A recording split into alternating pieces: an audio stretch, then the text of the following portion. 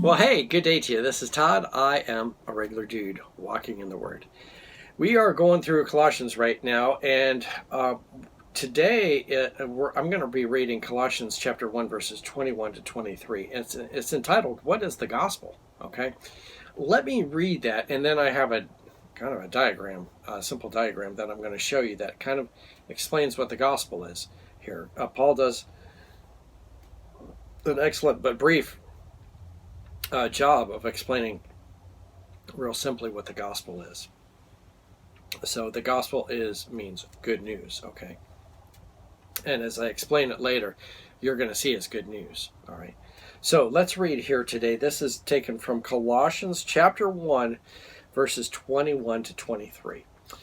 It says, Once you were alienated from God, you were enemies in your minds because of your evil behavior. Okay, so that first verse, we were alienated from God. That means we were separated. When you have an alien come down, they're separate from us earthlings. Okay, so we were alienated from God. We were separated from God, and we're enemies because we weren't God's friends. We were enemies of God because of our behavior and our sin. Okay. Because of our evil behavior, it says. Verse 22, but now he has reconciled you, okay? And it wasn't just a simple, oh, okay, let's forget all about everything. There had to be a reason why we were reconciled.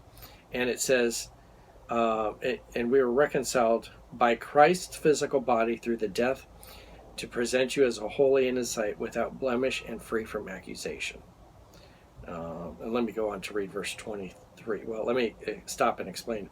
Verse 22, we were not alienated anymore because of Christ's body, because of his crucifixion. Okay, we were reconciled by Christ's physical body through the death. He had to die, okay, in my place, and because of that, now I'm presented to God as holy in his sight, without blemish and free from accusation.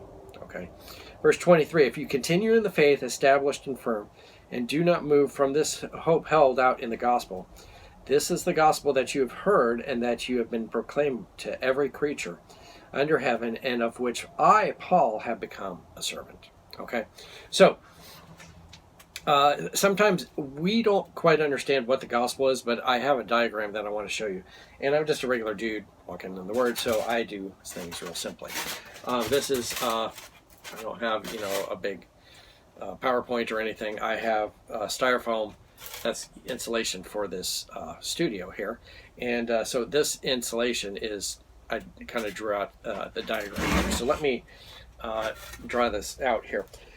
We have, I want you to see this, we have God over here, and over on this side, in the Garden of Eden, over here, we were with God. It says Adam walked with God. Adam and Eve walked with God. So they were with God, okay? However, during in the Garden of Eden, they sinned, okay? They ate the fruit from the tree they shouldn't have, and they were separated from God. They now had a sinful nature, and so they were separated from God. So now we're over here, okay? This represents man because we're all sons of Adam. And so we're all born with that sinful nature. So we are separated from God. You can see there's a chasm between us and God, okay? So I can't walk freely in the garden with God anymore because of that sin that's with us, okay? The Bible tells us that we're all sinners, okay? That you can go through this in the Romans Road. And I've explained the Romans Road in other episodes also. But in the Romans Road, it tells us we're all sinners, okay, and all sinners deserve to die. So we all deserve to be down here with sin and hell, okay? That's what separates us. And there's no way over to God, okay? We are separated, and that's the way it was, okay? There was no hope, okay? There's nothing I can do to get over here. If I go to church all the time, it's not going to get me over here. If I do my Bible reading all the time, it's not going to get me over here. There's nothing that can get me over with God, that can reconcile me with God, okay? We're enemies, okay? We're on two different camps here, okay? I'm on you'd call it the carnal man. The Four Spiritual Laws little booklet explains it that way, that we're carnal man. We're just living for ourselves over there. And God is over here, and he's holy. And I'm not holy anymore. I'm full of sin, so I cannot be over here with God. Okay?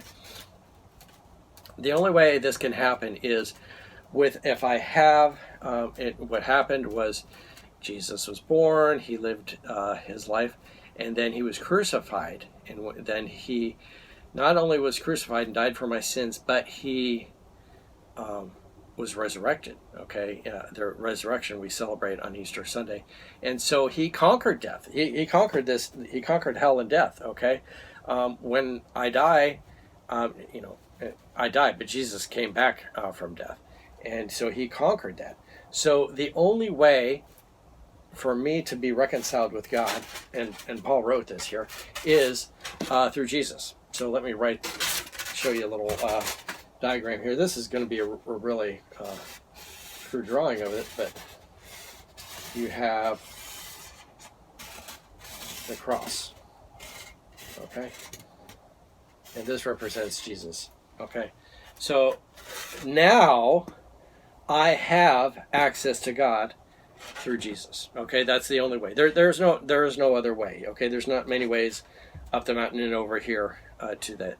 The Bible clearly tells us the only way to salvation, to be reconciled to God, is through Jesus and the cross, and that is the gospel. And so to finish it off, the way that if I just stay over here, the cross is here. It provides a way of salvation for me to get to God. But if I choose to stay over here, I have a choice now. You have a choice now. You can choose to continue to live your life over here, to do whatever you want to do, to get drunk every night and live for yourself and so forth. Or you can choose to surrender to Jesus, and Jesus takes your place, really. And Jesus provides that way to be reconciled to God. And when I do that, now I am over here with God because of Jesus, and that's the only way. So that is the gospel, and hopefully that helps you understand it. What the gospel is, it's just real simple. We don't have to make it all complicated and everything, but that is what the gospel is, and that's what Paul was saying. Hey, I'm sharing the gospel. So hey, thank you for watching. Let me know if you want to follow up further with the gospel. I'm a regular dude walking in the Word, and I look forward to seeing you tomorrow as we continue our journey through Colossians. Lord's blessing. I'll see you then.